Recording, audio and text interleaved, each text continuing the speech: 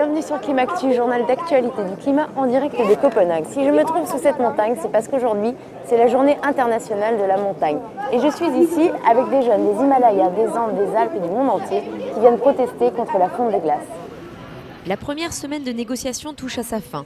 Les États-Unis, qui n'ont encore rien proposé pour aider les pays vulnérables, ont déclaré qu'ils ne financeraient pas les réductions d'émissions de la Chine, considérant qu'elle avait les moyens de le faire. Cependant, ils sont prêts à mettre en place des transferts de technologie.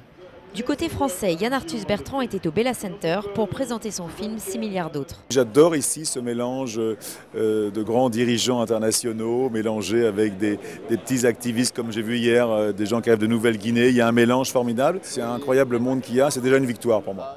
Toujours pour la journée de la montagne, Oxfam a réalisé 2 massailles en glace. De notre côté, je vous propose de suivre tout de suite un reportage sur l'avenir des glaciers. Partout dans le monde, les glaciers reculent. Dans les Himalayas, dans les Andes ou encore dans les Alpes, les conséquences immédiates sont une disparition des réserves d'eau douce qui va radicalement perturber l'irrigation, l'utilisation domestique, les écosystèmes et les activités de tourisme. Mais ces glaciers proches des populations sont minimes à l'échelle de la planète. Environ 99% des glaces de notre Terre se trouvent en Antarctique et au Groenland. Leur fonte actuelle menace à long terme l'équilibre du monde. Pour se faire une idée, si les glaciers continentaux des régions polaires venaient à fondre entièrement, le niveau des mers s'élèverait de 80 mètres et provoquerait des inondations, notamment sur les zones côtières menaçant la survie de nombreuses villes. Aujourd'hui, je vous propose de voyager avec Thundup Angmo vers les sommets du nord de l'Inde, au Ladakh. Dans ces régions d'à 3000 mètres d'altitude, les habitants ont peu de bois et de moyens pour se chauffer. En général, il fait moins 10 degrés dans leur maison l'hiver. Thundup, avec le GRS, travaille sur l'isolation thermique et l'orientation solaire des habitations et permet d'augmenter les températures intérieures et d'économiser 60% de combustible.